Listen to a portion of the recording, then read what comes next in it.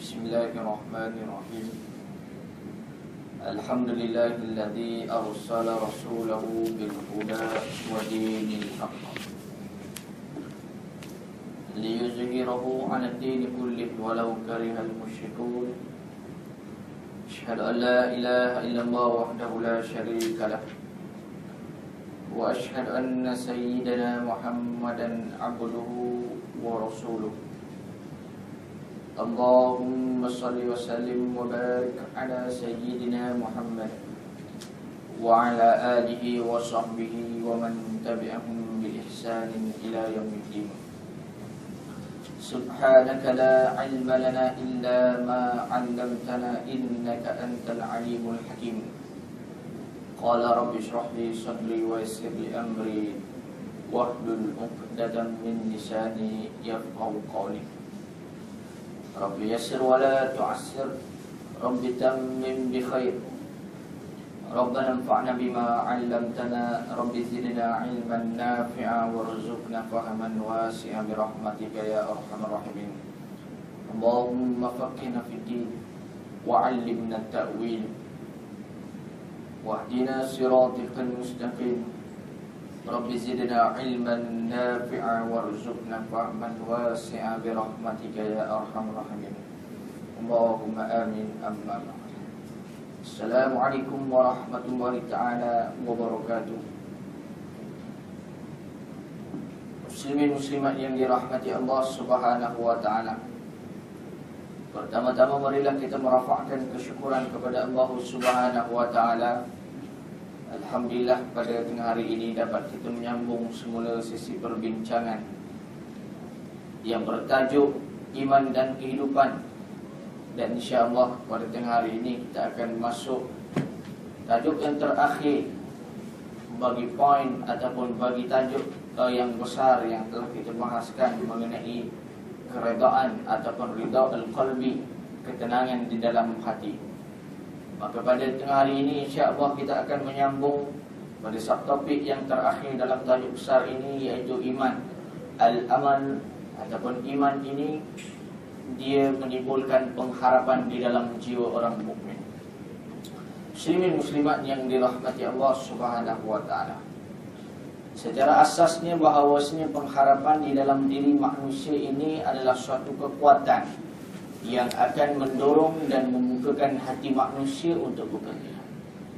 Hari ini seseorang yang ada pengharapan untuk berjaya, menyebabkan dirinya berusaha untuk mencapai sesuatu kejayaan.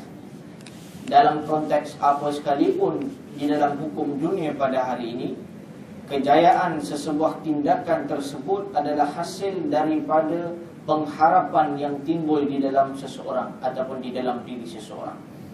Maka seseorang yang ingin mencapai kejayaan sebagai seorang aktivis dakwah contohnya, maka dia berharap suatu hari nanti beliau ataupun dirinya akan dinobatkan sebagai seorang aktivis dakwah. Tetapi nobat ataupun tidak, penggelaran ataupun title tersebut dia tidak akan terlaksana melainkan dengan tindakan dan juga usaha. Maka usaha ini dia akan didorong dengan pengharapan untuk mendapat ataupun untuk menjadi aktivis tersebut. Maka bila ada harapan ini menyebabkan dia bersungguh untuk menjadikan perkara tersebut sebagai suatu kenyataan. Maka harapan ini, al-amal di dalam bahasa Arabnya, dia akan membangkitkan semangat perjuangan dalam menunaikan kewajipan dan juga dia akan menimbulkan tindakan di dalam kehidupannya supaya dia menuju kepada kenyataan tersebut. Sebab itulah pada hari ini tuan-tuan muslimin muslimat yang dirahmati Allah Subhanahu wa taala, iman yang ada di dalam diri orang mukmin ini dia sebagai suatu pembangkit, sebagai suatu pendesak untuk dia sentiasa istiqamah ataupun sentiasa kekal di dalam melaksanakan ketaatan kepada Allah Subhanahu wa taala. Maka sebab itu di dalam Al-Quran Allah Subhanahu wa taala menyebut, innallaha la yughayyiru ma biqaumin hatta yughayyiru ma bi anfusihim. Allah Subhanahu wa taala tidak akan mengubah nasib ataupun tidak akan mengubah sesebuah kaum tersebut, melainkan dia mengubah dirinya sendiri. Maka dalam bab ini perlu kita jelas. Hari ini seseorang yang inginkan kepada sesuatu kejayaan, dan kita nisbahkan misalnya pada hari ini seseorang yang nak berjaya di akhirat, maka kejayaan akhirat tersebut dia tidak boleh datang dalam keadaan bergolek. Dia mesti ada usaha yang sangat gigih dan terpaksa berkorban. Tidak ada kejayaan di dalam dunia pada hari ini tanpa pengorbanan. Maka sebab itu, sama ada Imam Hasan Al-Banna telah menyebutkan bahawasanya tidak dinamakan sebuah jihad, la jihad, ataupun tidak dinamakan sebagai jihad illa bil tadhiyah, melainkan kena ada pengorbanan. Maka bila ada pengorbanan, barulah ada kejayaan yang akan terhasil di dalam perjuangan ataupun apa yang dia impikan dengan usaha untuk melaksanakan ataupun menjadikan ia sebagai suatu kenyataan. Maka sebab itu Allah Ta'ala menyebut, sesungguhnya aku ni tak akan mengubah nasib kamu, yang mengubah adalah diri kamu. Bermaksud usaha ini adalah merupakan suatu benda yang ada di dalam diri kita sebagai seorang manusia, dan seterusnya jadi tak jadi kita kena serahkan kepada Allah Subhanahu wa Ta'ala. Maka sebab itu Dr. Yusuf Al-Qaradawi hafizallahu ta'ala, kalau tak silap saya di dalam penulisannya, ada menyebutkan bahawasanya hari ini orang nak berubah, dia tidak cukup hanya dengan ada kesedaran. Dinamakan sebagai al-wa'yu. Al-wa'yu ini kesedaran. Kita sedar hari ini bahawasanya perkara tersebut saya kena elak. Kita sedar bahawasanya saya kena berjaya. Kesedaran tidak cukup. Tetapi perlukan perkara kedua yang dinamakan sebagai al-iradah, yakni kehendak. Kehendak untuk melaksanakan kesedaran tersebut. Tetapi tak cukup lagi. Dia kena ada yang ketiga yang dinamakan sebagai tanfiz, pelaksanaan. Kalau kita ada kesedaran, saya sedar bahawa saya kena beriman, saya sedar bahawa saya kena menutup aurat, saya sedar bahawa saya kena tinggalkan itu, ini dan sebagainya. Saya ada kesedaran. Yang mana kesedaran ini didasari dengan ilmu dan juga nasihat contohnya. Tetapi saya punya kehendak ni masih rendah. Tidak ada benda yang boleh menolak saya untuk berubah. Maka kesedaran tersebut dia tak ada apa-apa. Tetapi kalau ada kehendak pun tapi tak bertindak, serupa juga. Serupa juga. Macamlah kita pada hari ini, kalau adik-adik ataupun sahabat-sahabat yang mana dia masih dalam alam pembelajaran, awal semesta dia akan meletakkan bahawasanya saya kena sedar keputusan semesta lepas ataupun keputusan masa saya segi peperiksaan Malaysia SPM agak lemah. Maka hasil dari kesedaran saya bila saya dah sambung diploma contohnya, maka saya sedar bahawa saya perlu tingkatkan usaha. Sedar. Balik asrama tidur balik. Tak jadi. Tak jadi. Kesedaran tersebut tak kukuh lagi bila tidak ada kehendak dari kita untuk berubah. Tapi kehendak tersebut tak boleh jadi apa? Melainkan kita ada tindakan untuk berubah. Maka sebab itu pada hari ini tuan-tuan muslimin muslimat yang dirahmati Allah Ta'ala, mereka yang ada keimanan kepada Allah Subhanahu Wa Ta'ala, dia ada pengharapan. Pengharapan dia supaya dia diselamatkan oleh Allah Subhanahu Wa Ta'ala, ataupun dia akan elok ataupun bahagia ketika mana Allah Subhanahu Wa Ta'ala memanggilnya pada yaumul akhirah dan sebagainya. Sebaliknya tuan-tuan muslimin muslimat yang dirahmati Allah Subhanahu Wa Ta'ala, bagi mereka yang tidak ada keimanan kepada Allah Subhanahu Wa Ta'ala, maka pengharapan ini dia tidak akan terbit dalam seseorang. Tapi yang akan terbit inilah dinamakan sebagai al-ya'su, putus asa, lemah, tidak ada jati diri di dalam kehidupannya. Kenapa? Kerana tidak ada pemangkin yang akan mendorong supaya dia laksanakan perkara tersebut. Maka menyebabkan dia akan cepat putus asa dan juga sebagainya. Maka sebab itulah putus asa ini adalah suatu perkara yang dilarang oleh Allah Subhanahu Wa Ta'ala. La tai'asu min rahmatillah, jangan kamu putus asa daripada rahmat Allah Subhanahu Wa Ta'ala. Satu hadis kursi yang diriwayatkan oleh Abu Hurairah radhiyallahu ta'ala anhu. Hadis ini adalah hadis kursi. Allah Ta'ala menyebutkan bahawasanya sesungguhnya tangan aku ini malain. Dia ini dihamparkan. Maksud tangan di sini bukan tangan Tuhan, maksud rahmat Tuhan. Inayah, perlindungan daripada Tuhan ini sahaul laili wan nahar, kata Allah Ta'ala. Dia akan meliputi langit, dia akan meliputi malam dan juga siang. 24 hours Allah Subhanahu wa taala membentangkan rahmat-Nya. Sebab itu banyak lagi hadis yang Nabi sallallahu alaihi wasallam sebut bahawasanya Allah Subhanahu wa taala pada 1/3 malam Allah taala akan yabsutu yadahu, menghamparkan tangannya, maksudnya menghamparkan rahmat-Nya kepada siapa-siapa hamba yang bangun berqiyamul lail. Nak bagi tahu bahawasanya Allah taala melarang untuk manusia beriman atau manusia pada hari ini yang dinamakan sebagai seorang muslim supaya kamu jangan putus asa. Kerana 24 jam aku berikan ruang untuk kamu mencari dan berusaha bagaimana kamu nak mendapat rahmat dan kasih sayangku. Satu kisah yang menarik apabila Khabbab bin Arad. Khabbab bin Arad ketika mana umat Islam diseksa dengan teruk dan juga dicerca, bahkan dimaki hamun ketika mana Islam duduk di kota Mekah. Maka Khabbab bin Arad ketika itu bertemu dengan baginda Nabi sallallahu alaihi wasallam. Dan ketika itu Nabi sallallahu alaihi wasallam mutawassidun fi zilalil Ka'bah. Nabi duduk dalam keadaan berbantalkan selendangnya, diletakkan di kepala, dan Nabi duduk ataupun baring dan baring di bawah naungan Ka'bah, maksudnya di bawah bayangan Ka'bah. Ketika mana Nabi sedang berehat ketika itu. Lalu Khabbab bin Arad bertemu dengan Nabi SAW. Datang ni bukan nak merasakan bahawasanya kita ni dah tak ada jalan lain, tapi Khabbab bin Arad tujuannya nak mengadu. Wahai Nabi, umat Islam diseksa, umat Islam dibunuh, umat Islam dibelasah di kota Mekah ni. Ala tad'u lana.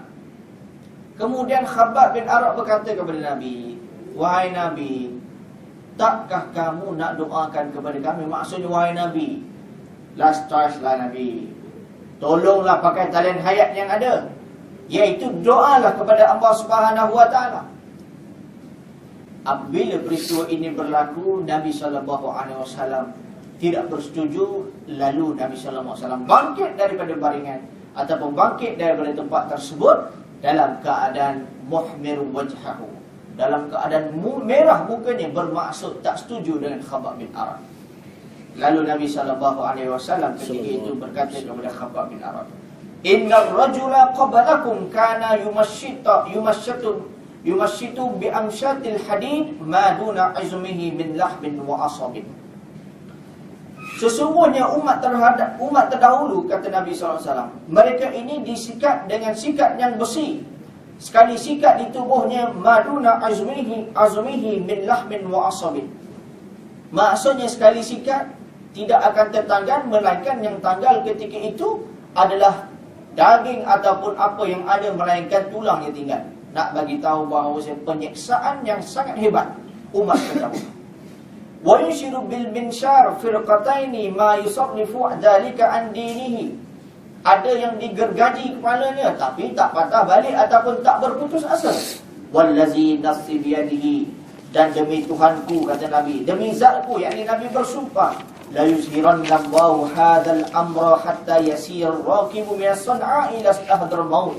Bahawasanya aku bersumpah Allah Subhanahu wa taala akan memberikan kemenangan, sehinggalah Allah Ta'ala akan mempermudahkan orang yang bermusafir daripada San'a, sehinggalah hadar maut la yakhafu illa Allah. Ketika itu dia tidak ada perasaan takut, melainkan takut kepada Allah Subhanahu wa Ta'ala. Wadhibu ala ghanamihi, dan ketika itu orang yang zalim, orang yang jahat ini, dia akan duduk dalam kelompoknya dan tidak berkacau ataupun mengacau kita.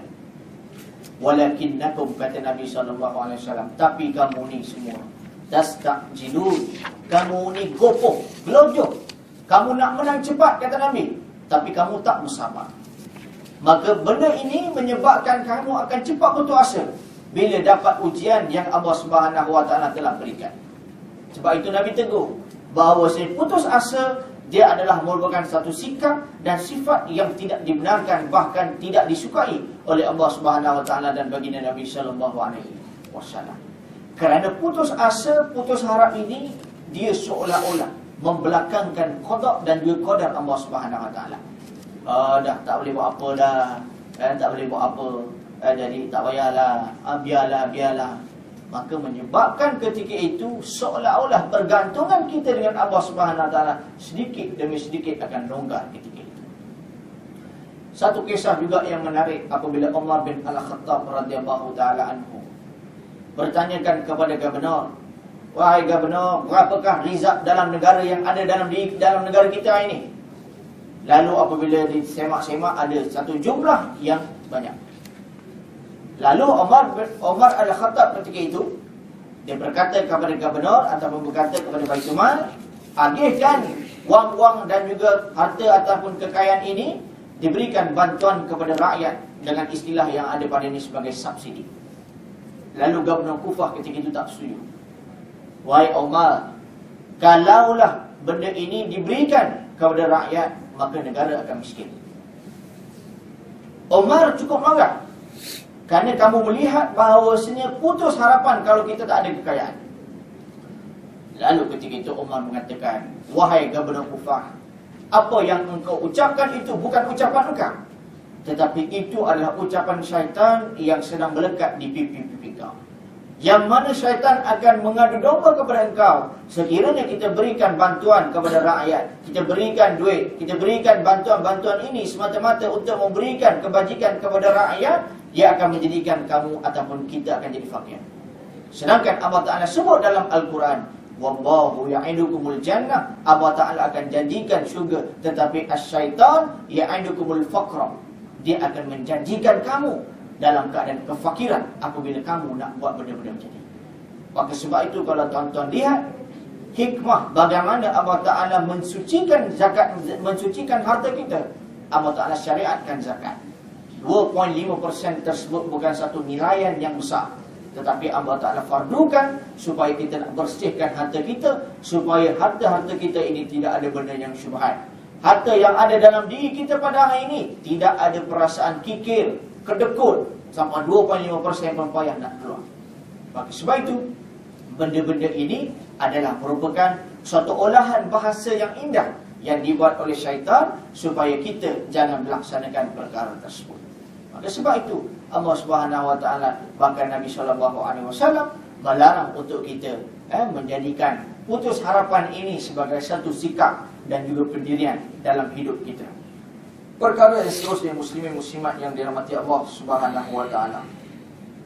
Imam Ghazali radhiyallahu ta'ala menyebutkan bahawasanya putus asa dan bangga ini merupakan menjadikan suatu sebab kebinasaan terhadap diri manusia.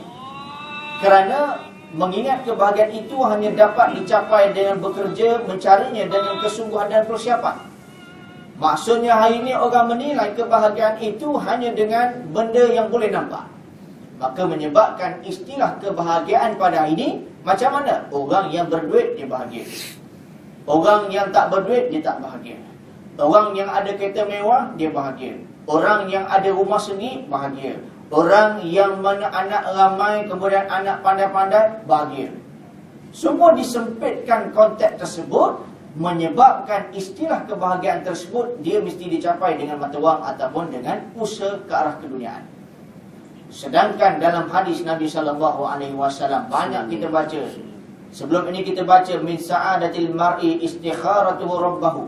Di antara kebahagiaan yang Allah Ta'ala akan beri apabila dia bergantungan kepada Tuhan. Wa min syiqa'il mar'i, dan di antara kecelakaan manusia apabila dia tidak bergantung kepada Tuhan dan dia juga tidak redha dengan ketentuan Tuhannya. Itu antara kebahagiaan. Bermaksud istilah bahasa hadis bahawasanya kebahagiaan ini ialah apabila kamu meletakkan Tuhan ataupun Allah Subhanahu Wa Taala sebagai tempat rujukan kamu. Dalam hadis yang lain pula Nabi sebut, Nabi menyatakan bahawasanya khairun nas man tala umruhu wa hasuna amaluhu. Sebaik-baik manusia, sebahagia-bahagianya manusia, seelok-eloknya manusia, yang panjang umur tapi amalnya bagus. Wasayyi'un nas, dan sehina-hina manusia, sekeji-keji manusia, tak bahagianya manusia tersebut, man tala umruhu wasayyi'u amaluhu. Panjang umur tapi amalan tunggang-langgang. Itu juga bahagia. Bermaksud bagaimana kita mengisi umur yang ada dengan amalan dan juga gerak kerja untuk keredaan Allah Subhanahu Wa Taala. Maka sebab itu dalam bahasa iman, kebahagiaan dalam Islam ialah kamu meletakkan sesuatu pada tempatnya. Adil. Kamu meletakkan agama kamu pada tempatnya. Itu adil. Dan tidak bahagia ini, kecelakaan ataupun kebinasaan, bila kamu meletakkan sesuatu bukan pada tempatnya. Itu zalim. Maka hari ini, apabila kita merasakan bahawa bahagia itu nilaiannya melalui neraca iman, maka ketika itu orang yang beriman, dia juga memahami bahawa Islam melarang untuk dia menjadi seorang yang fakir. Dan dalam hadis Nabi ada menyebutkan bahawa jangan kamu jadi seorang yang fakir, kerana fakir ini dia dekat kepada kekufuran. Kerana apabila dia fakir, menyebabkan dia menyalahkan Tuhan. Ada juga dalam ayat Al-Quran, Allah Ta'ala menyebutkan wabtaghi fima atakallahu darul akhirah. Cari apa yang ada dalam akhirat. Wala tansa nasibaka minad dunya. Tapi jangan lupa urusan dunia kamu. Bermaksud bagaimana Allah Ta'ala kaitkan neraca iman ini, dia akan mendorong kamu mendapat Rabbana atina fid dunya hasanah wa fil akhirati hasanah wa qina azabannar. Dua-dua kamu akan dapat, tapi kena guna neraca iman. Sebab itu saya katakan tadi bahawasanya neraca kebahagiaan hari ini dia dinisbahkan dengan satu neraca keduniaan. Tetapi Islam menisbahkan kebahagiaan dengan neraca iman. Yang mana dengan iman tersebut, dia akan pandu kamu nak ambil yang elok ataupun tak elok, yang halal ataupun tidak halal dan sebagainya. Sebab itu Allah Subhanahu Wa Taala menyatakan dalam surah Al-Jumu'ah, fa iza qudiyatis solah fantashiru fil ardh. Allah Ta'ala kata, bila kamu dah selesai melaksanakan ibadah solat, bertebaranlah kamu di atas muka bumi, wabtaghu min fadlillah.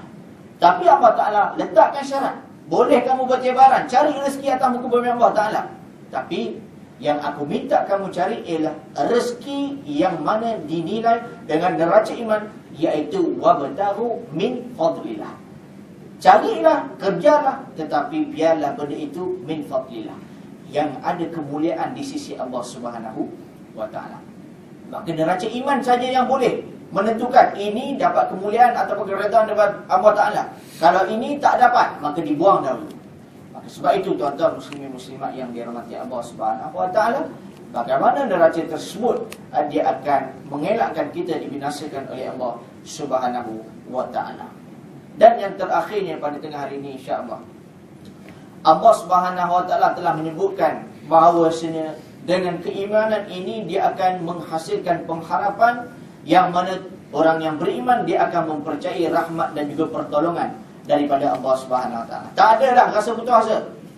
Sebab itu tuan-tuan muslimin muslimat, khususnya mereka-mereka yang dalam belajar, saya nak sebut, tidur tidak pernah menyelesaikan masalah. Kalau kita dalam bidang belajar ni, kita menganggap bahawa tidur ni selesai masalah. Sama juga kalau kita yang bekerja. Kita yang dah ada kerjaya pada hari ini, saya pun ada kerjaya, tuan-tuan ada kerjaya, dan tuan-tuan yang berkerjaya sebagai seorang mahasiswa, tuan-tuan tak boleh letak bahawa tidur selesai masalah. Tidur tak pernah selesaikan masalah, cuma dia boleh melupakan sebentar masalah. Itu yang menjadikan hari ini orang mengambil jalan yang singkat, maka membuat tidur. Sebab tuan-tuan, hari ini masalah yang ada perlu didepani dengan penyelesaian. Allah Ta'ala dah sebut dah dalam Al-Quran, dalam surah Al-Ankabut ayat kedua.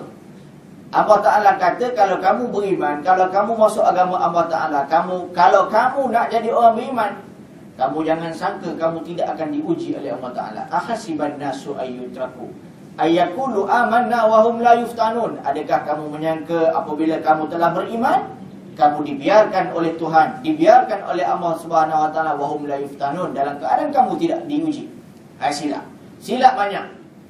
Masuk agama Allah Ta'ala ini, kamu akan diuji oleh Allah Subhanahu Wa Taala.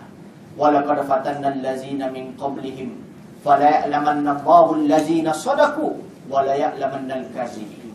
Umat terdahulu yang telah beriman daripada kamu ni, bila dia beriman, Allah Ta'ala uji mereka. Tapi ada tujuan dia kata Allah Subhanahu Wa Taala, untuk Allah Subhanahu Wa Taala mengetahui siapa di kalangan mereka sadaku, benar-benar beriman kepada Allah Ta'ala, wala ya'lamannal kadzibin. Nak tengok juga siapa yang berdusta di kalangan mereka. Maka sebab itu Allah Ta'ala ikat lagi dengan ayat yang lain. Allazi khalaqal mauta wal hayata liyabluwakum ayyukum ahsanu amala.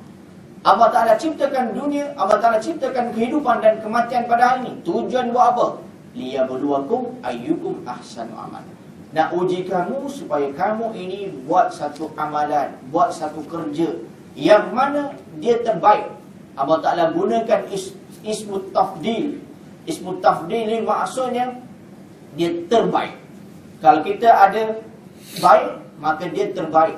Dan dalam Islam ini dia tidak ada penghenti. Tidak ada perhentian dalam bab beramal. Dia kata cukuplah Ustaz, saya hari ini dah qiyamul lail, saya ni cukuplah. Ada tak? Dalam Islam tidak ada. Sebab itu Allah Ta'ala menggunakan isim tafdil, ahsanu amalan. Amalan yang lebih baik, lebih baik, lebih baik. Kita rasa hari ini baik, rupanya esok patut kita kena buat lebih baik. Lebih baik, lebih baik, lebih baik. Itulah Islam. Sebab itu Islam tidak pernah menghalang hamba-hambanya untuk melaksanakan ibadah dalam keadaan ada tempoh-tempoh tertentu. Tak ada. Teruskan, tak ada masalah. Sebab itulah pengharapan dan juga suatu kehendak yang kita nak benda itu berterusan, kerana kita tahu matlamat kita ialah untuk mencari keredaan Allah Subhanahu wa Ta'ala. Yang terakhirnya Nabi SAW menyebutkan dalam suatu hadis, maklumnya bahawa sesungguhnya tidak akan masuk ke dalam surga Allah Subhanahu wa Ta'ala seseorang itu dengan amalannya. Masuk dengan amalan. Para sahabat bertanya kepada Nabi SAW, wahai Nabi, engkau pun tidak? Wala ana, aku pun tak dapat masuk. Kalau sebab amalan, kata Nabi, tak dapat masuk. Tetapi kata Nabi, masuk kerana rahmat Allah Ta'ala. Apa yang Nabi nak ajar kepada kita? Nabi nak ajar kepada kita, jangan kamu anggap bahawasanya amalan kamu itu menjadi suatu perkara yang wajib bagi Allah Ta'ala balas syurga. Kerana syurga ini adalah merupakan satu rahmat daripada Allah Ta'ala nak beri. Ini menjadi keharusan bagi Allah Subhanahu wa Ta'ala. Dan kedua, kenapa Nabi ajar? Supaya kita tidak berkira dengan amalan. Saya dah banyak ni amalan Ustaz ni. Banyak kalau ikut saya punya buku 55 ni, dah 15 dozen saya punya buku amalan. Takkanlah Allah Ta'ala tak bagi syurga. Ikut keadilan Allah Ta'ala akan bagi. Tapi bukan menjadi kewajipan bagi Allah Ta'ala nak bagi. Sebab itu Nabi kata, illa an yataghammadani Allah. Kecuali kata Allah Ta'ala, mereka yang dipilih oleh Allah SWT berdasarkan rahmat. Dan perkara yang ketiga, kenapa Nabi sebut kali ini? Nabi nak bagi tahu bahawasanya jangan putus harapan.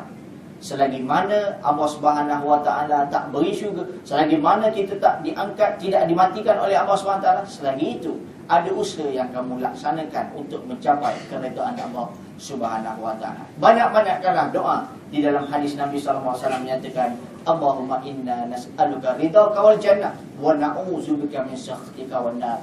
Wahai Tuhan, sesungguhnya kami memohon kepada Engkau keredaan masuk syurga. Sebab itu Nabi sebutkan ridhaka wal jannah, keredaan kau untuk syurga. Bermaksud hari ini ada yang Allah Subhanahu wa Ta'ala berikan syurga kepada mereka yang kita nampak macam biasa saja. Rupa-rupanya dia min zahril ghaib. Di sebaliknya dia ada satu amalan yang mungkin kita tak buat, yang menyebabkan Allah Subhanahu wa Ta'ala memandang dengan pandangan rahmat yang lebih tinggi berbanding dalam diri kita. Aku liqauli hadza wa astaghfirullahal azim li wa lakum wa lisa'iril muslimin wal muslimat fastaghfiruhu innahu huwal ghafurur rahim. A'udzu billahi minasyaitonir rajim. Bismillahirrahmanirrahim. Alhamdulillahirabbil alamin wassalatu wassalamu ala asyrafil anbiya'i wal mursalin sayyidina Muhammad wa ala alihi wa sahbihi ajma'in. Allahumma ja'alna minal ladzina yastami'una al-qawla fayattabi'una ahsana. Allahumma arinal haqqa haqqan warzuqna ittiba'ahu wa arinal batila batilan warzuqna ijtinabah. Wa sallallahu ala sayyidina Muhammad wa ala alihi wa sahbihi wa baraka wasallam. Walhamdulillahirabbil alamin. Tasbih kafarah dan juga surat Subhanallah wa bihamdika asyhadu an la ilaha illa anta astaghfiruka wa atubu ilaik. Bismillahirrahmanirrahim. Wal 'asri innal insana lafi khusr illa alladziina aamanu wa 'amilus shalihati wa tawassaw bil haqqi wa tawassaw bis sabr. Wa sallallahu ala sayyidina Muhammad wa ala alihi wa sahbihi wa baraka wasallam. Alhamdulillahirabbil alamin.